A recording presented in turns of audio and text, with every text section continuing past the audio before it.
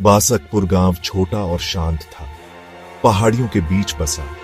ये गांव समय से अछूता सा लगता था, लेकिन बासकपुर पर एक साया मंडरा रहा था। ये साया था पहाड़ी पर बनी पुरानी हवेली का। हवेली कभी भव्य थी, गुजरे जमाने की निशानी। अब ये खंडहर में खड़ी थी। इसकी दीवारें उम्र और उपेक्षा से काली पड़ गई थी। टूटी खिड़कियां खाली आंखों की तरह बाहर देखती थी। गांव वाले श्राप की कहानियां फुसफुसाते थे। वे एक अमीर परिवार की बात करते थे जो कभी वहां रहता था। एक रहस्यमयी बीमारी ने उन्हें खत्म कर दिया था। हवेली, वे कहते थे, उनकी बेचैन आत्माओं से भूतियां हैं। कोई भी हवेली के पास जाने की हिम्मत नहीं करता था। जिन लोगों ने की, उन्होंने अजीब आवाजें और खौफनाक चीखें सुनाई। हवेली उस अंधेरे की याद दिलाती थी जो साधारण चीजों के नीचे छिपा हो सकता है। और बासकपुर इसके साए में, डर के साए में जीता था। हवेली बाहरी लोगों के लिए एक अजीब आकर्षण रखती थी। कई लोग इसके रहस्य की ओर खींचे चले आते थे, लेकिन डर हमेशा उन्हें दूर रखता था। हवेली एक मूक प्रहरी बनी रही, अपने रहस्यों की रक्षा करती रही, और गांव अपने श्राप के साथ जीता रहा। मैंने बासकपुर और उसकी श्रापित हवेली की कहानियां सुनी थी। मुझे पता था कि मुझे इसे खुद देखना होगा। मुझे संदेह था। मैं श्राप या भूत प्रेत में विश्वास नहीं करता था। मुझे यकीन था कि हवेली की भयानक प्रतिष्ठा के पीछे कोई तार्किक व्याख्या होगी। मैंने बासकपुर जाने का फैसला किया। मैं श्राप के पीछे का सच उजागर करना चाहता था।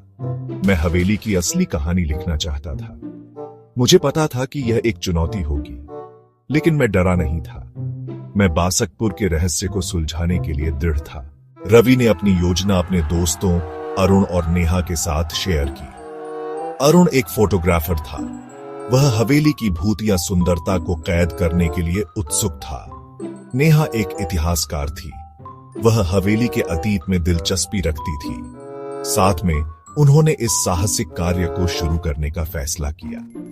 वे जानते थे कि यह आसान नहीं होगा, लेकिन वे अनजान का सामना करने के लिए तैयार थे। बासकपुर की सड़क लंबी और घुमावदार थी। जैसे जैसे वे करीब पहुंचते गए, बेचैनी की भावना उन पर छा गई। गांव भयानक रूप से शांत था। गांव वालों ने सावधान नजरों से उनका स्वागत किया। वे हवेली के बारे में बात करने से हिचकिचा रहे थे।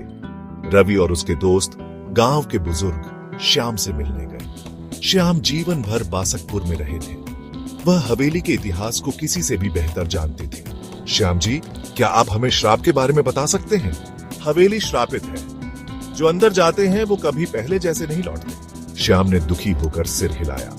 उसने उन्हें उस परिवार के बारे में बताया जो हवेली की दीवारों के भीतर मर गया था। उसने उनकी अचानक बीमारी, मदद के लिए उनकी बेबस दलीलों और उनके असामयिक निधन के बारे में बताया। आपकी चिंता के लिए धन्यवाद श्याम जी, हम सावधान रहेंगे। रवि ने अपने दोस्तों को आश्वस्त किया कि वे सावधान रहेंगे। वे अब पीछे मुड़ने के लिए बहुत दूर आ चुके थे। वे हवेली में रात बिताने के लिए दृढ़ थे। वे जो भी रहस्य रखती है, उसका सामना करेंगे।